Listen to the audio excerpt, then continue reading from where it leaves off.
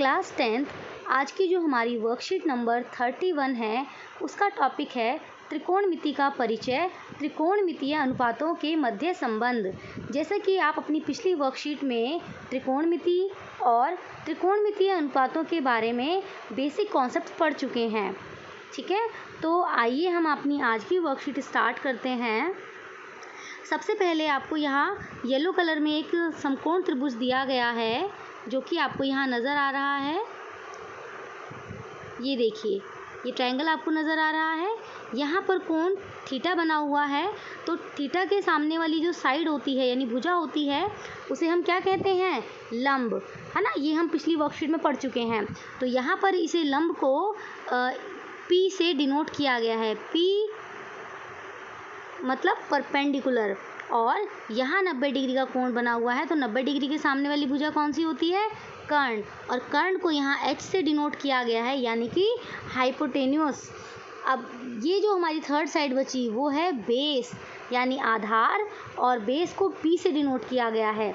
तो पिछली वर्कशीट में आपने ये जो शब्द हैं सब हिंदी में पढ़े थे, तो आज क्योंकि वर्कशीट में यहाँ पर इनको P, H और B से डिनोट किया गया है तो मैं आपको इन शब्दों के बारे में भी जानकारी दे देती हूँ। P यानी कि परपेंडिकुलर, जिसे हम हिंदी में कहते हैं लंब, ठीक है। और H मतलब हाइपोटेन्यूस यानी कि हिंदी में हम इसे कहते हैं कर्ण, ठीक है। आप रिलेट कर पाएंगे सभी बच्चे। B हम बेस के लिए इस्तेमाल करते हैं और बेस को हिंदी में कहते हैं आधार, ठीक है। तो ये सभी बच्चे नोट कर लेंगे। अब देखिए, हमने पिछली वर्कशीट में मैंने आपको पढ़ाया था लाल कक्का, याद आ रहा है सभी को? ऐसा आपने पढ़ा था, है ना। L मतलब लंब, A मतलब आधार और K का मतलब है कर्ण। तो यहाँ पर आपने पढ़ा था कि ये हमारा साइन थीटा होता है, ये कॉस थीटा होता है और ये होता है टेन थीटा, ठीक है। और अगर हमें इसका ऑपोजिट करना है तो हम नीचे से लाइन पढ़ते हैं, ठीक है। यानी कि जैसे ये हमारा हो गया टेन थीटा, ठीक है। तो अगर हमें साइन का उल्टा होता है कॉसेक, है ना, तो कॉसेक थीटा के लिए हम कर्ण बटे लंब करेंगे। ये हमने पिछली वर्कशीट में पढ़ा था।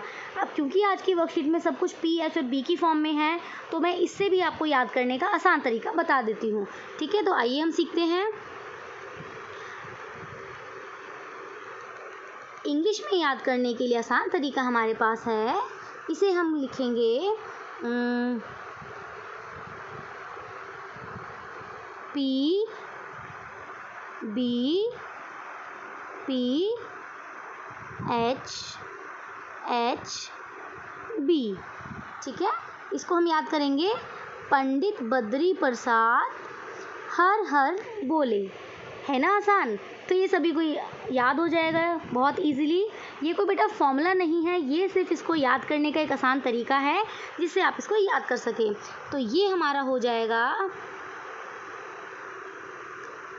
साइन, ये हो जाएगा कॉस, ये हो जाएगा टेन, और नीचे से अगर हम इसको बात करेंगे उल्टा तो नीचे से साइन का उल्टा क्या हो जाएगा? कॉसेक, सेक, कॉस का उल्टा सेक और टेन का उल्टा कॉट, ठीक है। तो याद कर पाएंगे सभी बच्चे आसानी से, बहुत इजी है। आइए अब हम करते हैं ये टेबल कंप्लीट, जिसमें कि आपको दिया है याद करके उत्तर दीजिए। तो क्योंकि आपकी पिछली वर्कशीट पर आधारित है इसलिए ऐसी स्टेटमेंट आपके लिए लिखी गई है कि याद करके आपको उत्तर देना है कि पिछली वर्कशीट का आपको कितना याद है। साइन थीटा बराबर क्या लिखा है?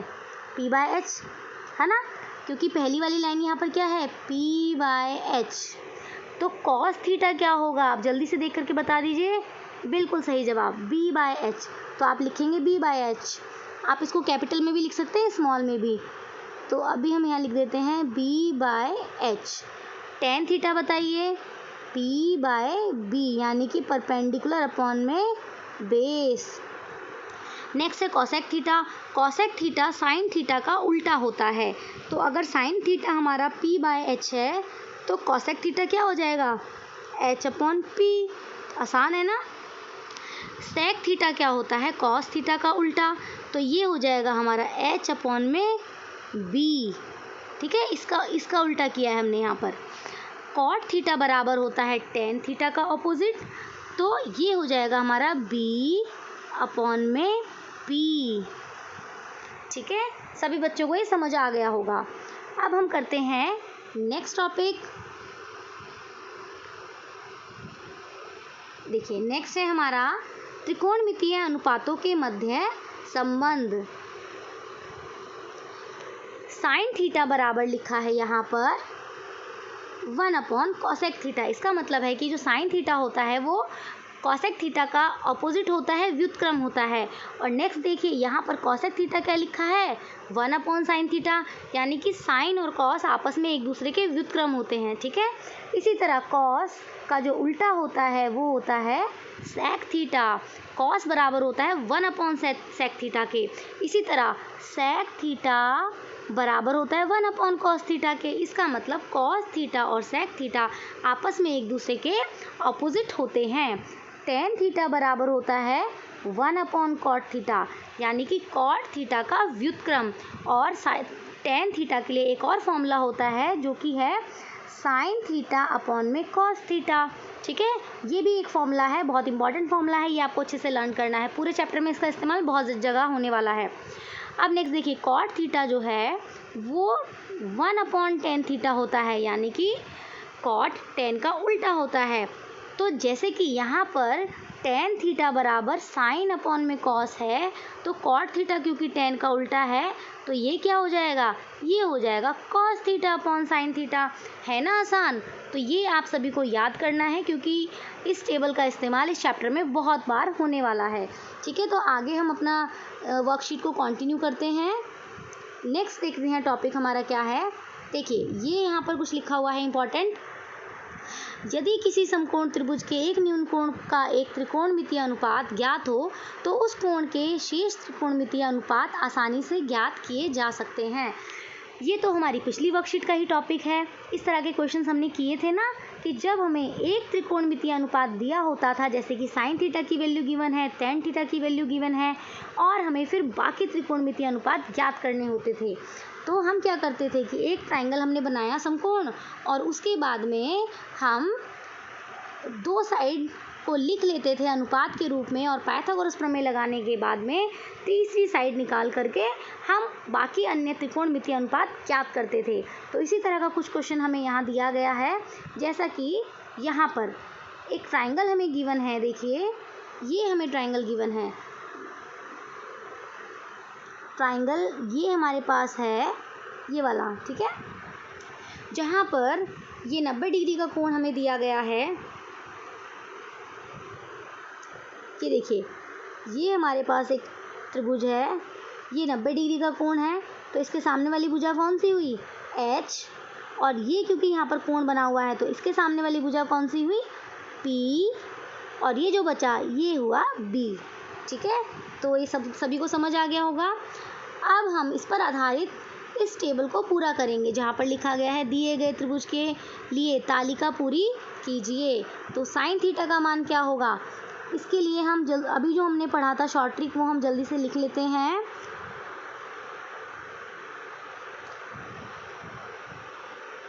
पंडित बद्री प्रसाद हर हर बोले। है ना इंटरेस्टिंग, कितना इजी। तो ये हमारा है साइन थीटा, ये कॉस थीटा, ये टेन थीटा। ठीक है, और नीचे से पढ़ेंगे तो अपोजिट हो जाएगा। ओके, अब देखिए साइन थीटा बराबर क्या है, p/h। तो p कितना है यहाँ पर 3 और h कितना है 5। तो यहाँ हम शॉर्ट में लिख भी सकते हैं, जैसे साइन थीटा बराबर क्या है p/h। तो वैल्यू हमारी क्या आई, त्रिभुज को देखिए ध्यान से, p का मान है 3, h का मान है 5। ठीक है, तो 3/5 हमारा आंसर हो गया। cos थीटा क्या है b/h। तो b/h की वैल्यू क्या है 4/5 है ना, बी का मान 4 और एच का मान 5, तो 4/5 हमारा कॉस थीटा का मान आ गया है। टेन थीटा क्या होता है, पी अपॉन में बी, ये हम यहाँ से देख रहे हैं बेटा, देखिए है ना, इस टेबल से हम देख रहे हैं टेन थीटा का मान है p/b, तो p 3 है और b है हमारे पास 4, तो यहाँ हम लिख लेंगे p अपॉन में b और ये हमारा हो जाएगा 3/4। सभी को समझ आ रहा है ना, गुड। तो अब हम निकालेंगे कॉसेक थीटा का मान। देखिए कॉसेक थीटा जो होता है वो साइन थीटा का अपोजिट होता है, ये हम जानते हैं, लेकिन अभी हम चलो इससे करते हैं, ये जो हमने फॉर्मूला बनाया ना ये वाला, इससे करते हैं। कॉसेक थीटा क्या होगा, h/p, तो h/p देखिए त्रिभुज से h/p 5/3, तो ये हम लिख देंगे 5/3। इसी तरह से हम बाकी वैल्यूज़ भी कंप्लीट कर लेंगे। आप यहाँ से भी इसका अपोजिट लिख सकते हैं, जैसे कि सेक थीटा बराबर कॉस थीटा का अपोजिट है, तो आप ऐसे भी लिख सकते हैं, आप डायग्राम से देख के भी लिख सकते हैं।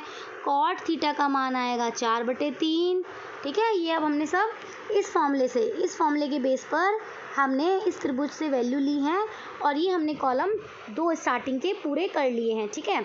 अब इसके आगे हमें क्या करना है, देखिए अब हमें ये वेरीफाई करना है कि साइन थीटा बराबर 1/cosec थीटा होता है। और अगले कॉलम में देखिए यहाँ हमें क्या करना है सिद्ध, कि साइन थीटा बराबर 1/cosec थीटा होता है और cosec थीटा बराबर होता है 1/sin थीटा। हमें कुछ नहीं करना, हमें बस फर्स्ट और सेकंड कॉलम से वैल्यूज उठाकर रखनी है और हमें सॉल्व करना है। देखिए 1/cosec थीटा मतलब 1 में cosec थीटा की वैल्यू कितनी है, 5/3, तो यहाँ हम लिख देंगे 1/5/3। अब देखिए बटे के नीचे बटे वाली संख्या आ रही है, तो इसको हम कैसे सॉल्व करेंगे, यहाँ हम सॉल्व कर लेते हैं 1 गुना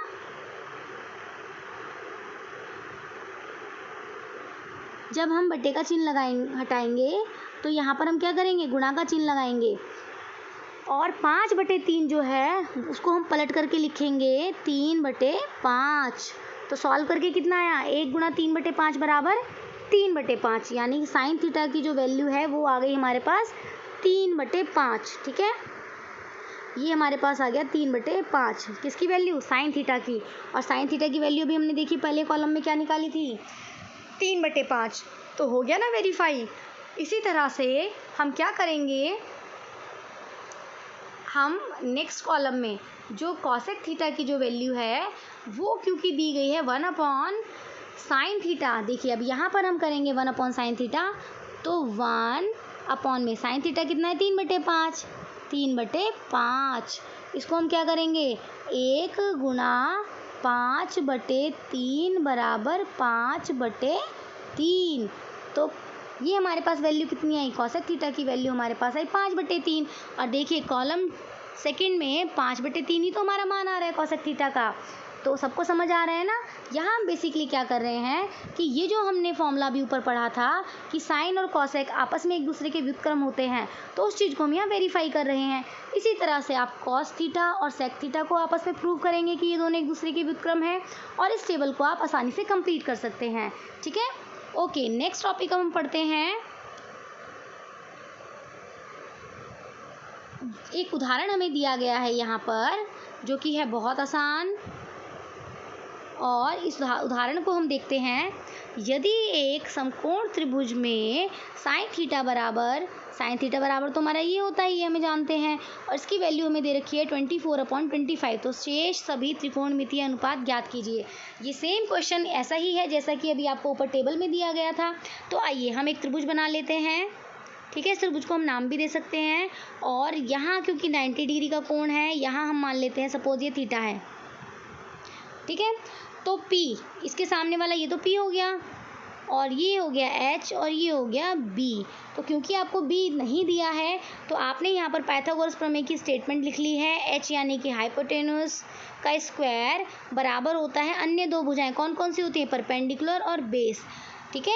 तो एच स्क्वायर बराबर P square plus B square, ये हमारी पाइथागोरस की स्टेटमेंट है, इसके अकॉर्डिंग हमने इसे लिख लिया है।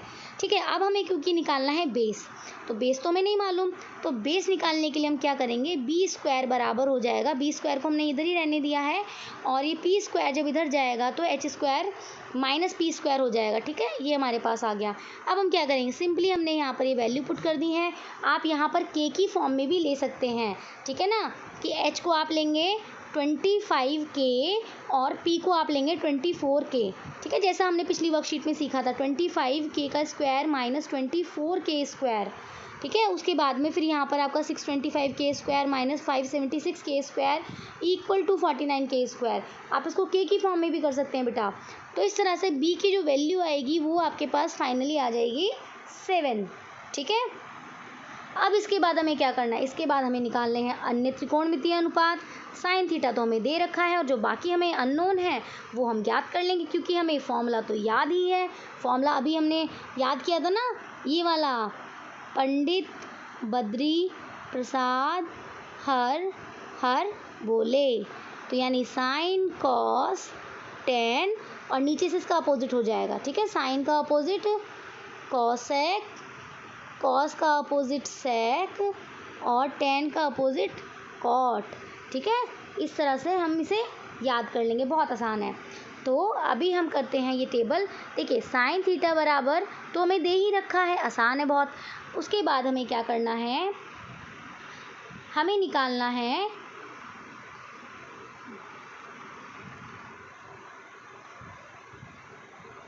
नेक्स्ट है हमारे पास कॉसेक थीटा। ठीक है, कॉसेक थीटा बराबर 1/sin थीटा। तो हमें, क्योंकि साइन थीटा तो गिवन है, तो कॉसेक थीटा की वैल्यू निकालने के लिए हम इसका अपोजिट कर देंगे, है ना। अब निकाल लेते हैं कॉस थीटा। कॉस थीटा होता है हमारा, जैसे कि अभी हमने ये लिखा था ना,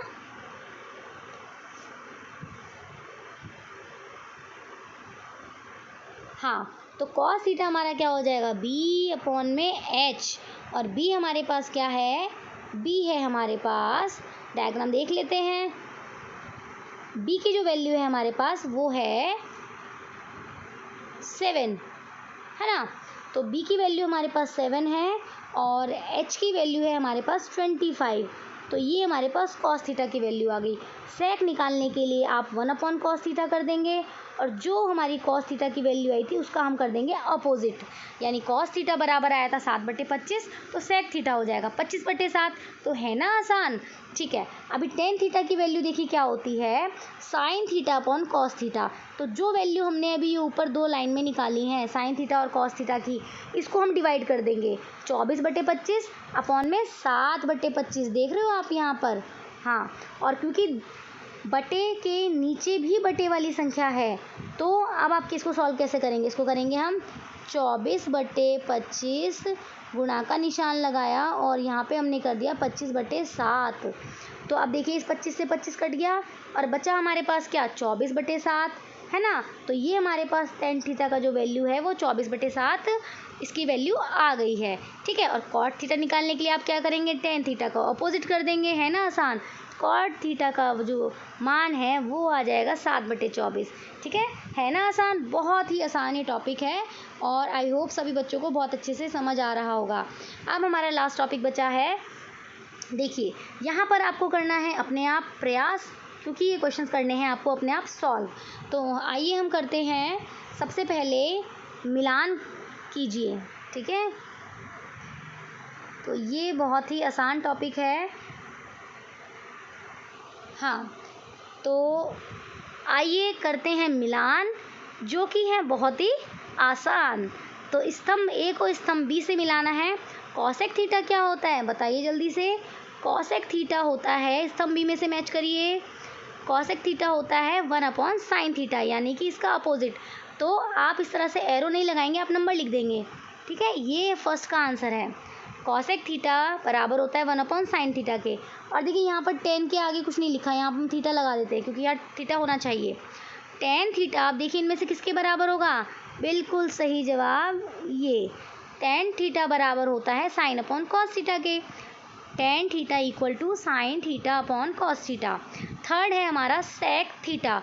अब देखिए sec थीटा किसका अपोजिट होता है या किससे रिलेटेड है इसमें? बिल्कुल सही जवाब, ये हमारा होता है 1 अपॉन cos थीटा के बराबर। फोर्थ है 1 अपॉन sec थीटा। अभी 1 अपॉन sec थीटा किसके बराबर होगा?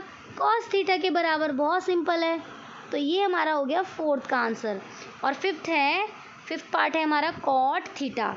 अब बताइए cot थीटा किसके बराबर है? ये हमारा बचा 1 अपॉन tan थीटा, जो कि हमारा है सही जवाब। तो है ना आसान? तो आप ये सभी जो क्वेश्चंस हैं इनको बहुत अच्छे से समझेंगे और करेंगे, ठीक है।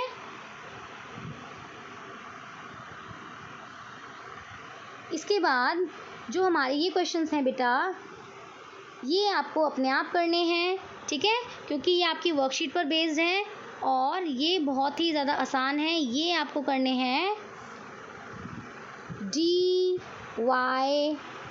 फॉर्मूले से, यानी कि डू